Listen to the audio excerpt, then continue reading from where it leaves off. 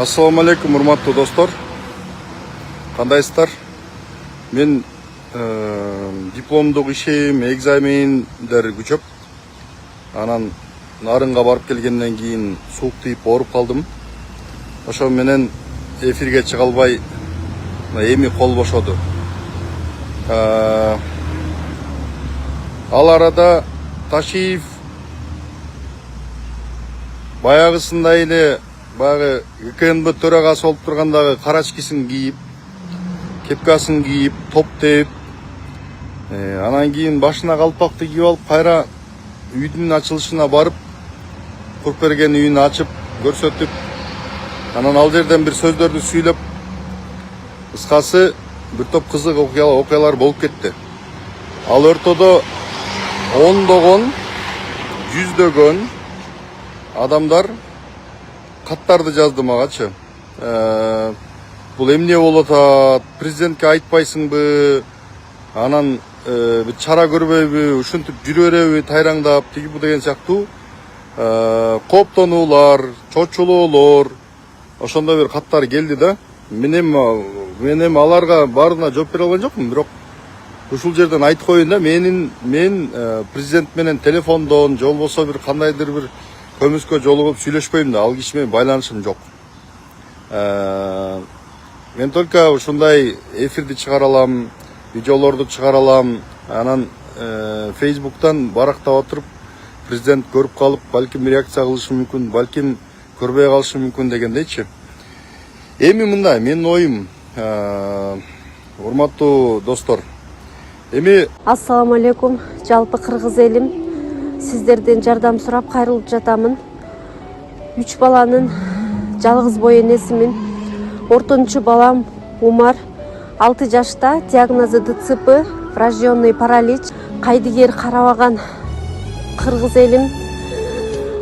Уулум Умарга жардам бериңиздер. Балдарыңыздар оорубасын. Жараткан Аллах Таала өзүнөн башка эч кимге муктаж кылбасын. Уулум Умардын жок дегенде отуруп калышына жардам бериңиздер. Балам жок дегенде өзүнүн тамагын өзү ичкенге жардам бериңиздер, суранамын. Уулум Умарды таштабаңыздар.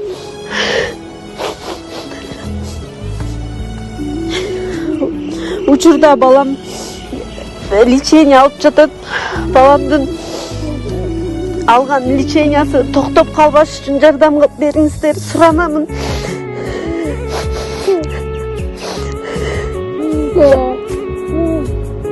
кече Тилекмат Күрөңовдун келинчеги 1-2 жерге жазып группаларга таратып жүргөн экен, бир постторду көрүп калдым.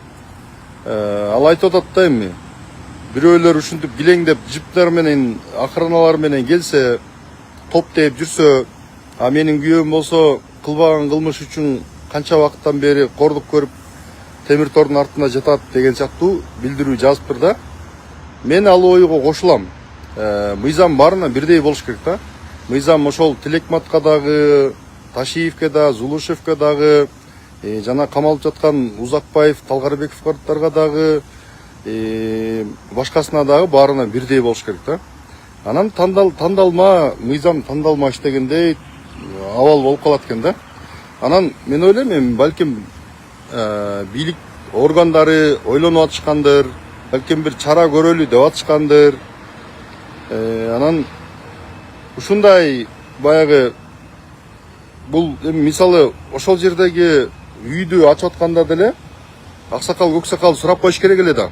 Аксакалдарчы, карасам бир аксакал сүйлөп атат. Сиз келсеңиз, сиз келген үчүн бизге кут келди депчи. Бул илгерки Акаев Бакиевдин убагындагы дүжүр чалдар бар болчу. Сиз келгенде күн чыккандай болду, сиз келгенде кут келгендей болду деп сүйлөшчү. Ошолордун эле бир түр окшойт. Ошол аксакалдар айтыш керек эле да, айланайын камчыбек. Мына бу интернетте, ютубтан ар кандай сөздөрдү, кайрылууларды угуп атабыз. Жанагы блогерлер тиги булар кыйкырып өкүрүп, ар кайсы антиминтти кылмыш кылды деп кыйкырып атат.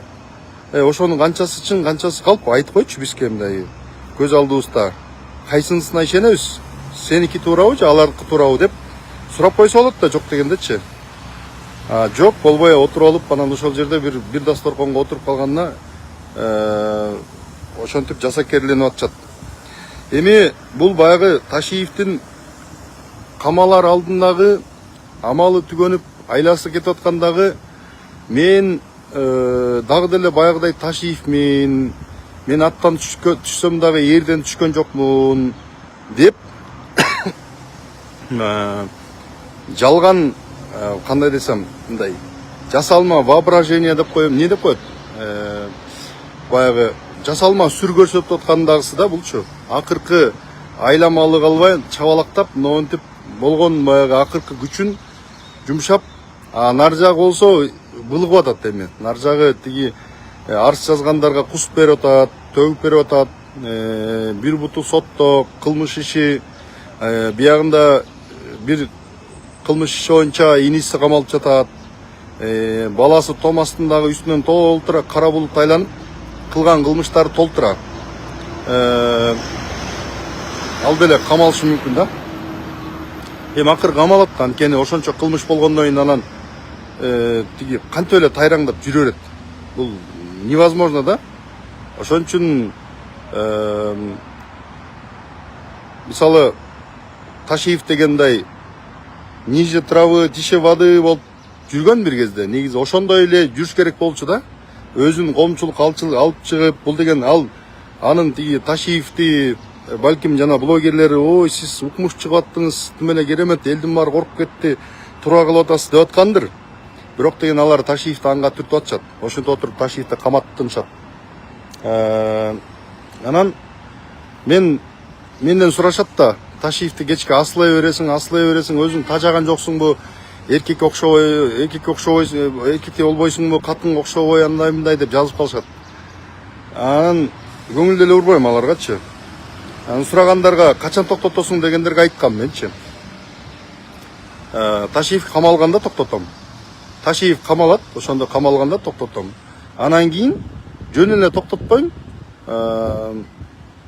Мен жакшынакай кылып кой союп, аны куйкалап, бышырып же болбосо чийкиби коробкага салып жакшынакай кылып туруп Ташиевке киргизем.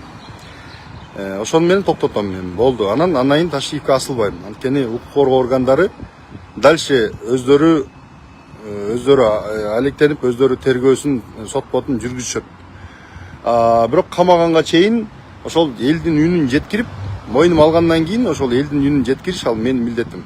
Бул жерде турамбы, эми экзамен бүттү, Америкага кетсем, ал жерден деле улантам да, короче, сөздүн ачыгы. Анан Ташиевдин тарапташтары тарабынан айрыкча түштүктө ар кандай ушактар, ар кандай калп жалган маалыматтар таратылып турат. Кезек-кезеги менен таратылып турат. Улам тиги Ташиев жакында премьер-министр болот экен. Ташиев жакында бир министрликти берсе албай коюптур, премьер-министрликти сурап аттыр, азыр президент ойлонуп аттыр деген сыяктуу ушактарды таратышат. Жакында дагы ошондой бир ушактар тараптыр. Президент экөө көлдө эс алыптыр. Анан кийин экөөнүн мамилеси аябай жакшы экен депчи. Экөөнүн эч кандай мамилеси жок. Президент албетте адам катары кечиргендир. Мейлем болуптур эми. Эмнеси болсо ошо болсун, сот алдында жооп берер дегендир. Мен сага кегим жок дегендир. Бирок баягы илгеркидей анан чогуу баняга барып, чогуу көлгө барып дегенде андай эс алуу, андай прямой контакт жок. Ошол президенттин айлана тегерек четиндеги адамдар бар, менде деле жүздөгөн, ондогон тааныштар бар. Менде деле маалыматтар бар, укук коргоо органдарында тааныштардан маалыматтар келет. Анан мен деле маалымат алып турам.